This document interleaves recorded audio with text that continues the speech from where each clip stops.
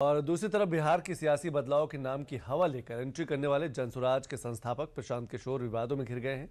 दावा है कि प्रशांत किशोर का नाम बिहार और बंगाल दोनों राज्यों की वोटर लिस्ट में है। अब इसके पीछे की पूरी सच्चाई क्या है, चुनाव आयोग ने क्या कदम उठाए और सबसे जरूरी कि प्रशांत किशोर ने इस पर प्रतिक्रिया क्या दी है, इस पर एक रिपोर्ट। एसआईआर बिहार में हुआ, उससे क्या हुआ? नाम किसी का कटा, सारे कुछ लोगों को परेशानी हुई। भाजपा वाले जितना जुगत लगा लें, किसी का नाम काटना चाहते हैं, किसी को डराना चाहते हैं, किसी को परेशान करना चाहते हैं, लेकिन जब जनता आपके खिलाफ हो जाएगी तो कोई भी एसआईआर कीजिए, एफआईआर कीजिए, कुछ बचाने वाला नहीं है। अभी हम बंगाल होते आ रहे हैं।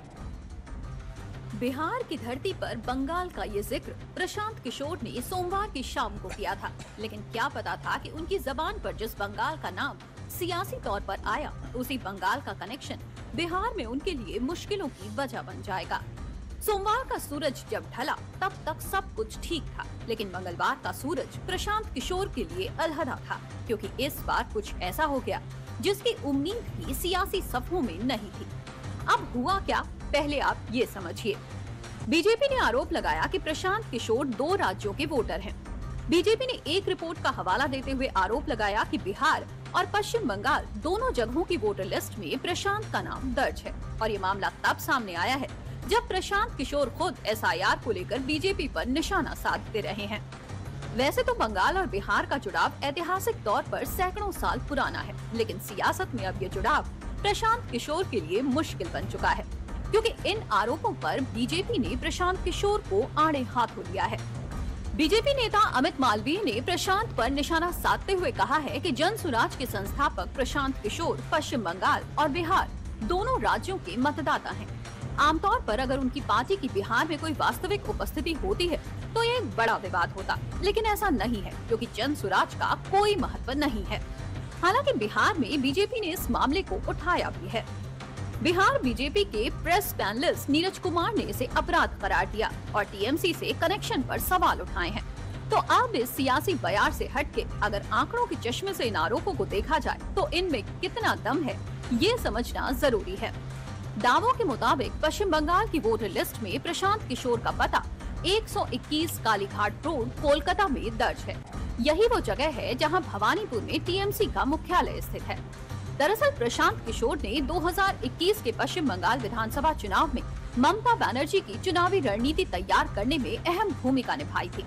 उस दौरान वो टीएमसी के राजनीतिक सलाहकार के रूप में काम कर रहे थे। बिहार में भी उनका वोटर आईडी सक्रिय है। अब जरा बिहार का क्या कनेक्शन है, ये भी समझ लीजिए। दावों के अनुसार बिहार में प्रशांत किशोर का नाम सासाराम संसदीय क्षेत्र के अंतर्गत दर्ज है। प्रशांत किशोर का पोलिंग स्टेशन मध्य विद्यालय कोनार है। ये उनका पुश्तैनी गांव भी माना जाता है। वहीं पश्चिम बंगाल में उनका polling station saint Helen school, Rani Shankari lane बताया गया है। हालांकि इस मामले पर खबर लिखे जाने तक प्रशांत किशोर की तरफ से कोई प्रतिक्रिया नहीं दी गई, लेकिन जिस कांग्रेस ने वोट चोरी का मुद्दा उठाकर एसआईआर का विरोध किया था, उसने भी प्रशांत किशोर से जवाब मांगा है। देखिए, तो दोनों को उनको अपनी सफाई देनी चाहिए। हमको भरोसा न प्रशांत किशोर पर है न चुनाव आयोग। अब ये तो वो जो बात जाने, मैं तो जानता नहीं हूँ। मुझे तो इतना पता है कि प्रशांत किशोर जी की जनसुराज जो है वो तो खुद भी कह रहे हैं कि अगर मेरे कम रह गए तो मैं ओपन छोड़ दूंगा। तो उन्होंने तो जनसुराज जिसलिए बनाई है वो पता है सबको। अब इस मामले के हाईलाइट होने के बाद मिली जानकारी के अनुसार सासाराम जिले के रिटर्निंग ऑफिसर ने प्रशांत किशोर से 3 दिनों में जवाब मांगा है। अब सवाल है कि 2 वोटर आईडी कार्ड रखना गलत क्यों है, तो चलिए इसे आपको कानूनी चश्मे से समझाते हैं। Representation of the people act 1950 की धारा 17 के तहत कोई व्यक्ति एक से अधिक निर्वाचन क्षेत्र में पंजीकृत नहीं हो सकता।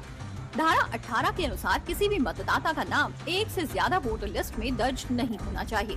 अगर कोई व्यक्ति अपना मतदान क्षेत्र बदलता है तो उसे फॉर्म 8 भरकर अपने नाम को नई जगह ट्रांसफर करवाना होता है। इस नियम का उल्लंघन होने पर 1 साल की सजा, जुर्माना या दोनों का प्रावधान है। यानी अब चुनाव आयोग ने प्रशांत किशोर को जो नोटिस जारी किया है, उसमें ये जवाब मांगा है कि उनका नाम 2 राज्यों की वोटर लिस्ट में कैसे दर्ज हुआ। अब अगर प्रशांत किशोर इस पर संतोषजनक जवाब नहीं दे पाते तो उन पर कानूनी कार्रवाई भी हो सकती है। वहीं ये मामला तब सामने आया है जब सोमवार को ही चुनाव आयोग ने 12 राज्यों में एसआईआर का ऐलान किया है, जिसमें बंगाल का नाम भी शामिल है। अब इस ऐलान ने एक बार फिर से बिहार से लेकर बंगाल तक सियासतदारों को नया मुद्दा दे दिया है। में धांधली को लेकर तो जरूरी है कि एक सघन ये एसआर होना चाहिए ताकि इस बात को सुनिश्चित किया जा सके कि वोटर लिस्ट में किसी तरीके की कोई धांधली ना हो।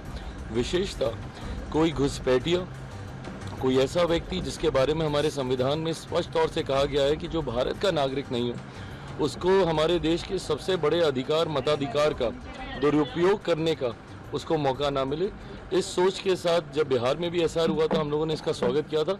देश भर में ये होगा ये जानकारी हम लोगों को पहले से ही थी। जो बिहार में हुआ, बिहार को लोकतंत्र की हत्या का एक प्रयोगशाला बनाया गया और अब 12 राज्यों में वही दोहराया जा रहा है। एसआईआर जब बिहार में हो रहा था, सुप्रीम कोर्ट ने बार बार तलब किया चुनाव आयोग को, यह हमें भूलना नहीं चाहिए।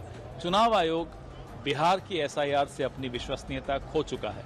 बंगाल की सरकार तो लगता है बांग्लादेश की सरकार बन गई है, लेकिन अब इस देश में जितना जरूरी एसआईआर है उतना जरूरी सीए कानून बन गया और एनआरसी भी अब देश में उतना ही जरूरी है।